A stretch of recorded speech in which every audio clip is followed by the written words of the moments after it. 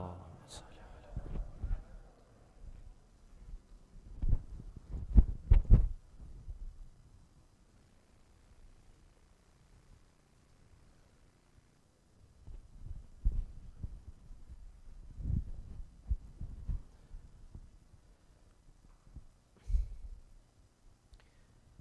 أعوذ بالله من الشيطان الرجيم. بسم الله الرحمن الرحيم.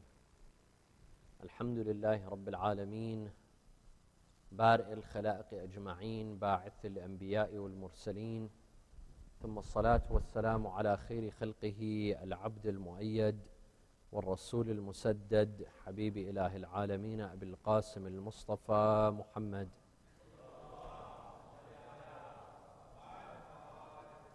وعلى أهل بيته الطيبين الطاهرين وصحابته المنتجبين. قال الله تعالى في كتابه الكريم: بسم الله الرحمن الرحيم.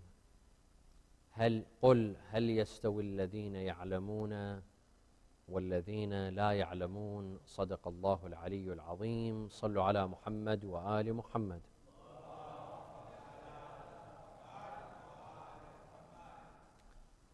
The minbar of Imam Hussein alayhi salam has always been a source of guidance and motivation, for one.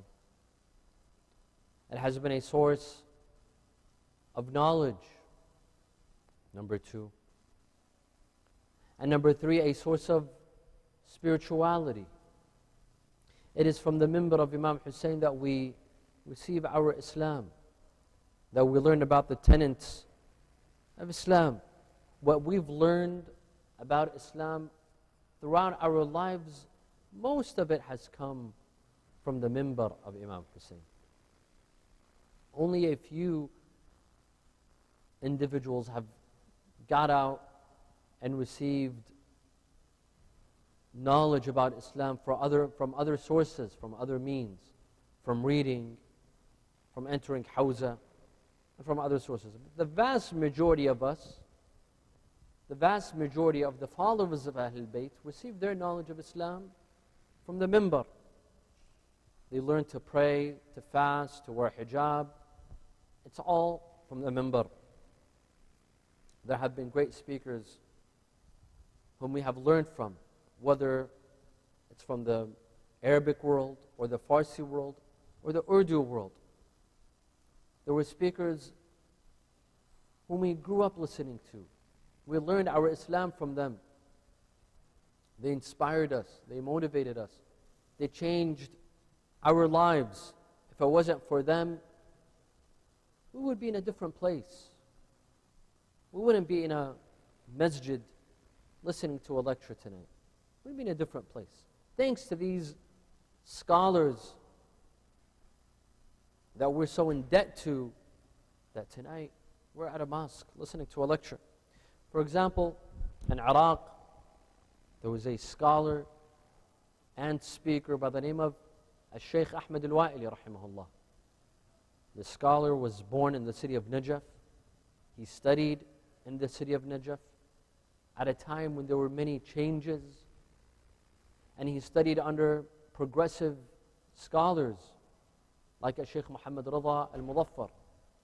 And he was also a contemporary to Sayyid Muhammad Baqir As-Sadr. Shaykh Al-Wa'ili had his traditional studies at the Hawza, and he had his academic studies. He went to college.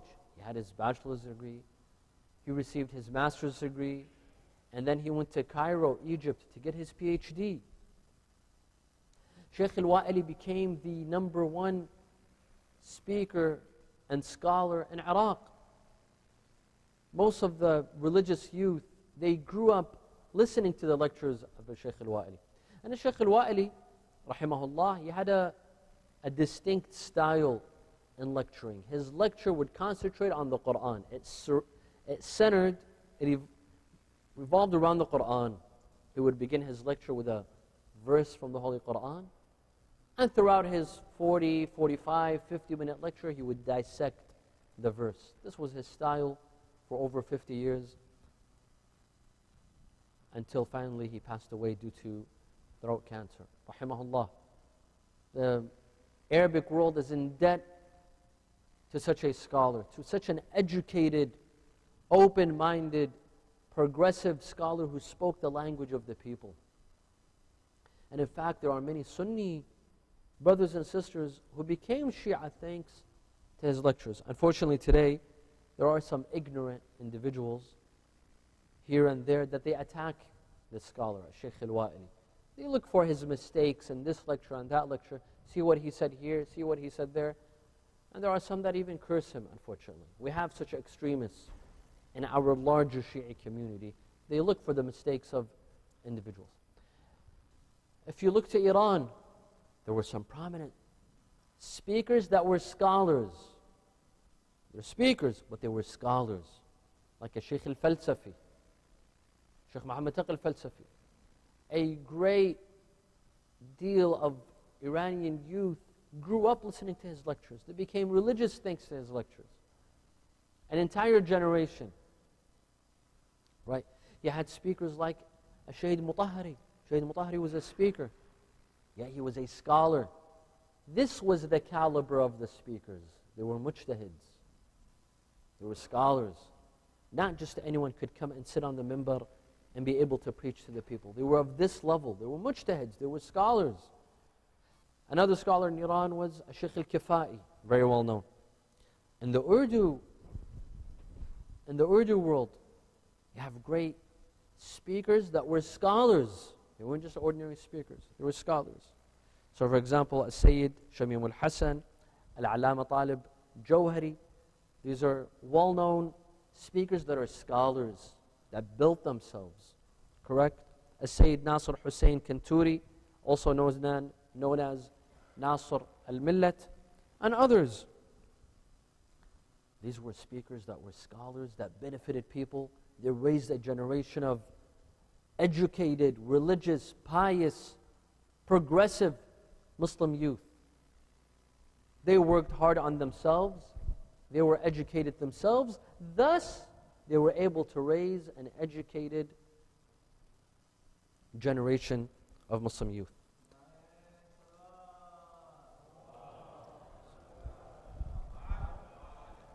Now we come to the English minbar. The English minbar is a new phenomenon. It's something new. It probably started in the 80s. It picked up more in the 90s. And then in the 21st century, new speakers came out, young speakers came out. So it's a relatively new movement. It's a new phenomenon. While the English minbar, the Farsi minbar, the Urdu minbar, these are old phenomena. It's not a new story. The English minbar is relatively new, and in the past 20 years, 30 years, we've seen some excellent speakers. May Allah bless them. There have some been excellent, educated speakers that are scholars, that studied themselves, that have a good understanding of Islam, and they were able to give back to the community. Hence, we see a great deal of Muslim youth that became religious thanks to this generation of English speakers and scholars. I know a lot of youth that didn't pray in the past, but they started praying thanks to these speakers. A lot of sisters that did not wear hijab in the past, they began wearing hijab because of these scholars / speakers. They went to Hajj, they went to Umrah, they went to Ziyarah. May Allah bless those scholars and speakers from the English world that helped transform our youth. Sallu ala Muhammad wa ala Muhammad. However, what is noticeable about the English minbar is that there's a trend. A trend started a couple of years ago in which several individuals took to the pulpit. They were given the platform of coming onto the minbar. And what is noticeable about these speakers is that they do not have a traditional Hausa upbringing.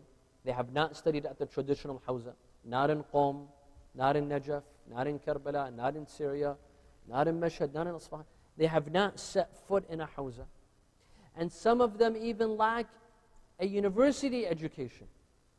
Some of them lack a college education.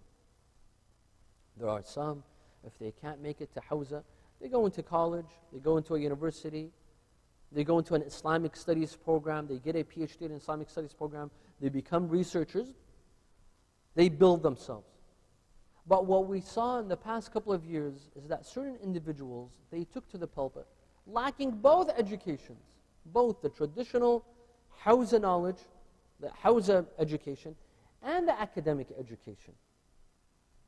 But they were given the freedom to rise on the minbar and to speak freely and to say whatever they want. And a lot of these speakers, they became extremely popular, extremely famous, being invited to various communities. So this was a trend that started occurring a couple of years ago. My dear friends, my dear brothers and sisters, Ramadan and Muharram are the peak seasons in our communities. Am I right? They are the seasons where you will see individuals that you don't see anywhere else. You know, a couple of years ago I went to Dearborn. In Dearborn they coined a term called 40-day Muslims. Muslims that are Muslim only for 40 days, 30 days of Ramadan and 10 days of Muharram. I think 40 is too much. I think they should be called 13-day Muslims. 10 days of Muharram and the 3 nights of Layla al-Qadr. And all year long you don't see them. No, maybe we shouldn't be calling them that. After all, they are Muslims. And who knows, maybe on the Day of Judgment we will be called 13-day Muslims. Anyhow, my point is there are some Muslims that show up, there are some followers of Ahlul-bayt or Shia, maybe they're busy, right? We give them the benefit of the doubt. They're busy, they live long distances, they have their own circumstances that they can't come to the mosque all year long, so they only come during Muharram and some nights of Ramadan. So their Islam, their knowledge of Islam comes from the 10 nights of Muharram and several nights of Ramadan. That's where they get their Islam from. That means these 2 seasons are extremely important. These 2 seasons, our women come, our children, our youth, our elders, right? These are very important seasons for us to educate our communities, to educate our youth, to educate our youngsters. What happens at some communities is that they bring what I'd like to call Google speakers. What do I mean by Google speakers? These are speakers who have not been to Hawza. They don't have a traditional Hawza background. And some of them even lack an academic background. They haven't even been to college. They don't even have a master's degree in Islamic studies or a PhD in Islamic studies. Right? They're given a platform. So where is their knowledge if they haven't been to Hawza and they haven't been to college? Where do they get their knowledge? Google. Ayatollah, Google. Right? So these speakers are getting their knowledge from Google, and they are there to motivate the youth that don't show up to the mosque or they only show up for 13 days. Is this a good strategy? To bring speakers that are not knowledgeable themselves, that they need knowledge themselves, they will give knowledge to others? How do you disseminate knowledge when you require knowledge? When you lack knowledge?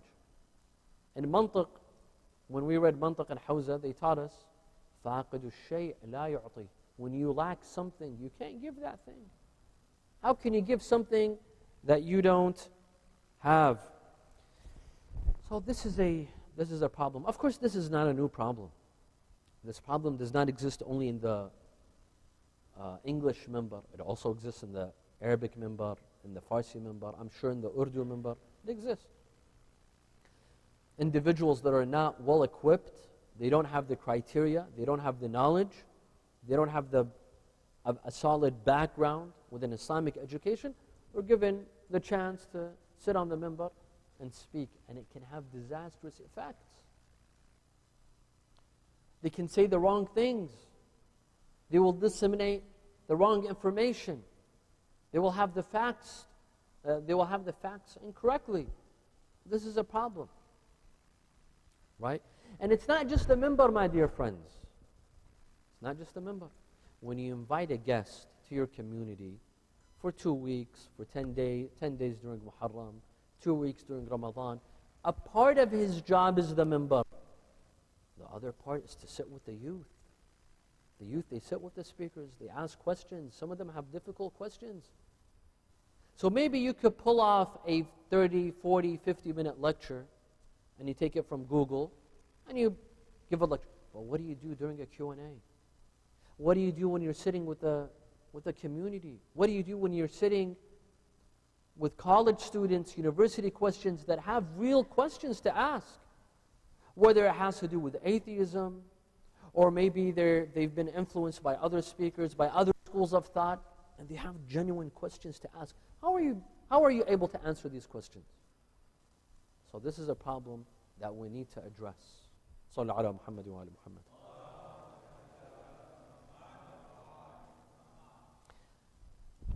My advice is, number one, to these speakers, to these respected speakers. I hope they don't think that I'm trying to disrespect them or put them down or to discourage them from speaking. This is not my intention. Wallah, my intention is not to disrespect any of them.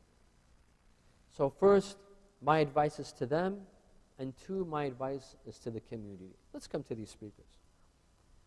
My number one advice to them is to work on yourselves. Some of these speakers, they're highly intelligent. They have a lot of potential. They have great speaking abilities. They have a lot of charisma. When they speak, everyone is listening to them, right? They can grab everyone's attention. But they lack the knowledge. They lack the knowledge. They either haven't been to Hawza, or they haven't gotten either the traditional, the formal training in Islamic studies, or the academic training in Islamic studies. My advice to them, that my dear brothers, work on yourselves. Many of you, you're still young. You have the capacity to go to Hawza and to start learning and to start studying. Come and study. The opportunity is still there. You know, for some, unfortunately, studying is a means and not an end. So he says, why do I need to study? I already have communities that are inviting me. I'm booked from now till 2057. He's booked for the next 40 years. I'm already invited. I have communities that are fighting over me to come in. So why do I need to come and move to Karbala or Najaf and Qom and have to deal with the lack of electricity, lack of clean water? Why? Why should I bother? I'm already famous. I'm already popular. I don't need to study. For some individuals, studying is a means to the end. What's the end? Becoming popular. This is a mistake. This is a mistake. Studying is not just a means. It's an end in itself. Knowledge is nur. It's knowledge. Even if you don't want to disseminate that knowledge, in itself, it's nur. It's good for you. It's nur for you, and it's nur for others. It's not just a means to get you somewhere. So if you have a better way of getting to somewhere, you don't need to study any longer. No, this is a misconception. Think of it this way. The more you study, the more you come to the traditional Hawza, or with an academic background, and you study and you work on yourself, the more you can contribute. The more you can offer the communities that invite you. The more you can inspire and motivate, the better answers you can give to the questions that you receive at the various communities. I hear many, I can't move. Don't tell me to move to Iraq or Iran. I can't come. These are backward countries. They're third world countries.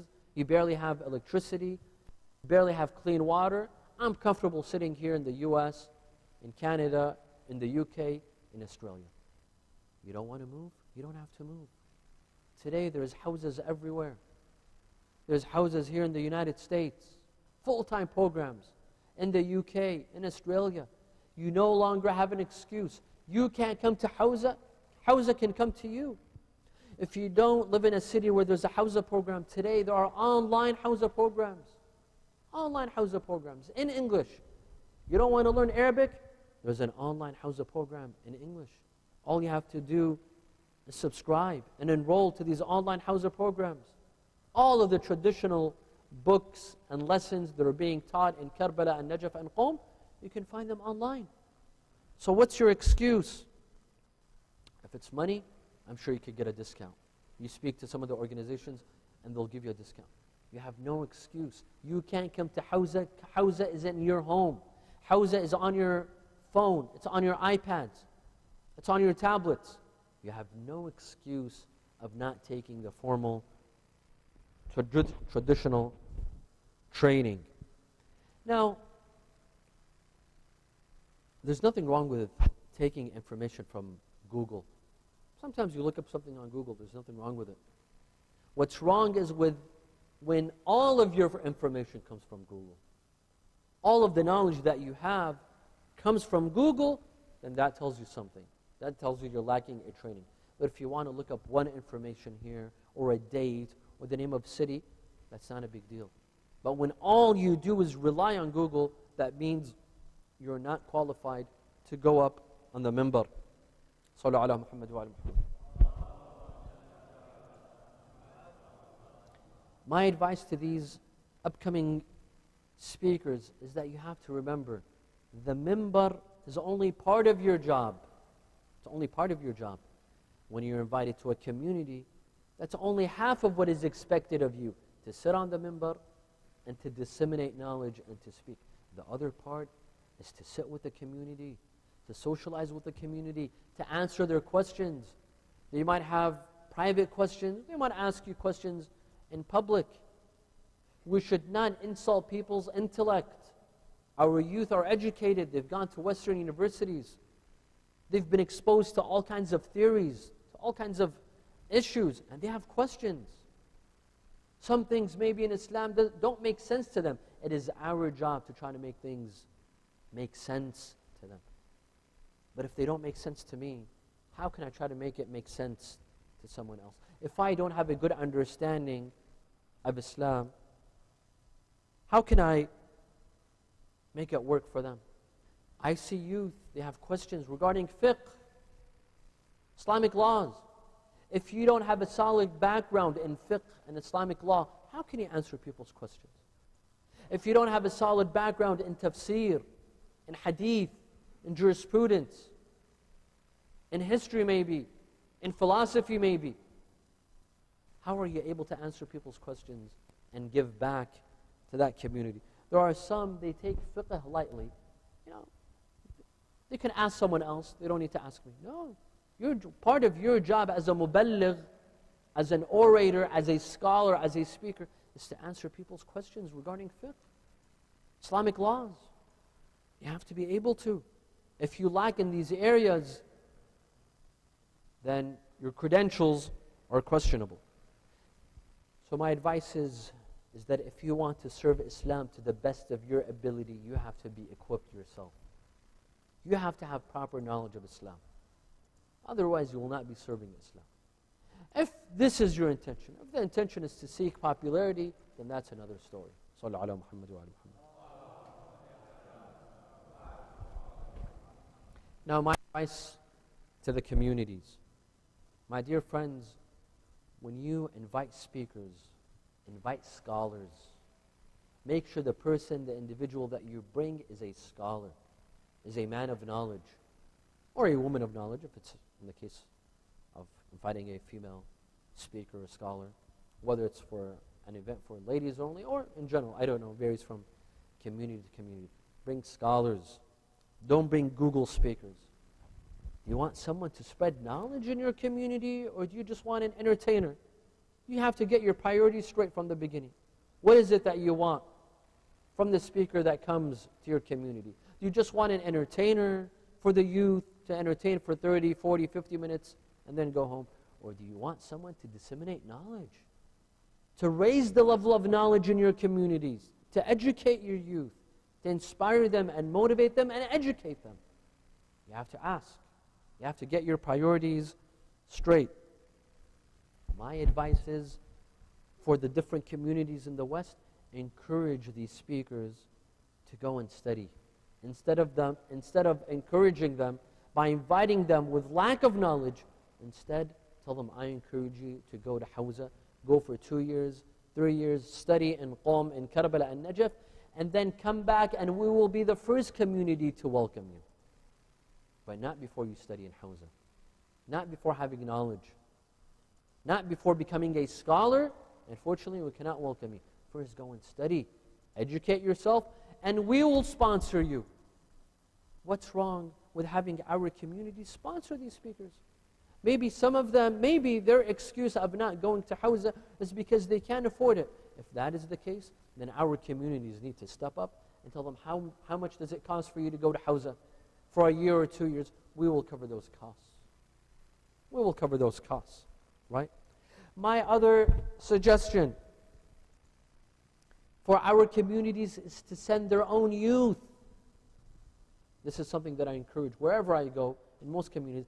I encourage the youth of those communities to come and study at Hawza for as long as they can. A minimum of 2 years, 2 years, 3 years, 4 years. Send your youth. Who knows more about the problems of your community than your own youth? They make the best speakers and scholars, and they make the best imams of the mosque. Send them. Send them. Sponsor them. You know, in a lot of communities, we are building beautiful mosques, as we should. But those mosques also need imams and speakers. Just as much as we invest in our mosques, the buildings, we need to invest in our scholars, in our speakers, in our imams. Maybe we should have a fund. We should have a committee for this. We raise funds just to sponsor our speakers and our scholars. The speaker of the mosque is like the doctor of the hospital. Can you imagine a hospital without doctors? Or doctors that did not finish medical school? Or maybe only did 1 year of medical school? Would you trust such a doctor? Would you trust such a hospital that has doctors, fake pseudo doctors that didn't study or only studied for a year or 2 years of medical school? Now imagine if he hasn't studied whatsoever. Can you trust a doctor like this to tell you, to give you knowledge regarding medicine? Of course you can. You can't trust a hospital like this. Every mosque requires an imam that has studied. Every mosque and center requires scholars and speakers that have studied, who can come and disseminate knowledge. Now, Sallu ala Muhammad wa ala Muhammad.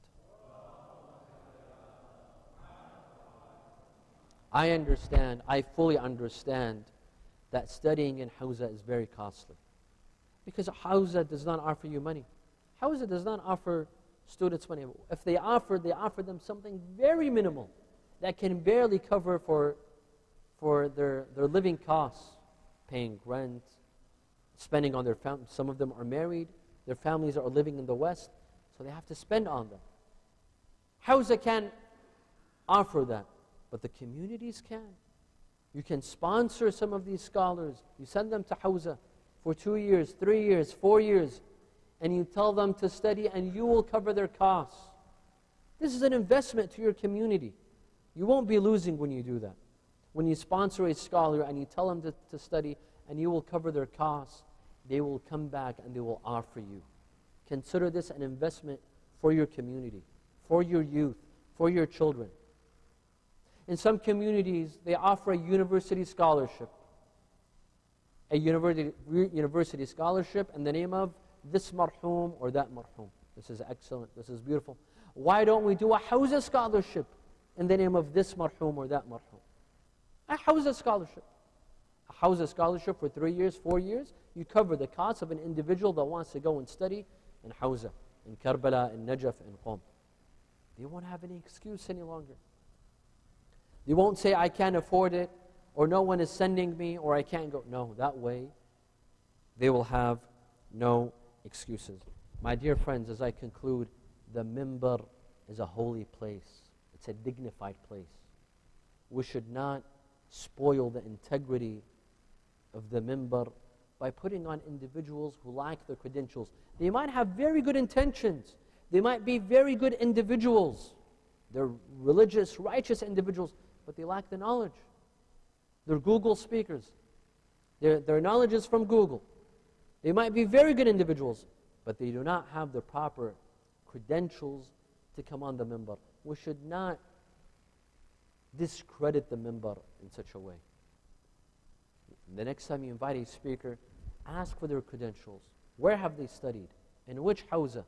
How many years of traditional learning do they have in the hawza or at college, at university? What do they have? Do they have a master's degree in Islamic studies? Do they have a PhD in Islamic studies?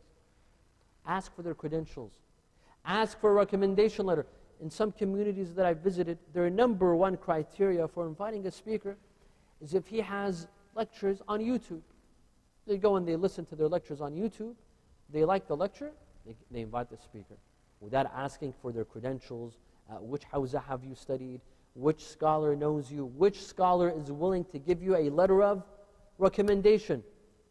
This is very important for the future of the minbar, to keep the respect of their minbar very high, and for the future of our youth and the future of our communities.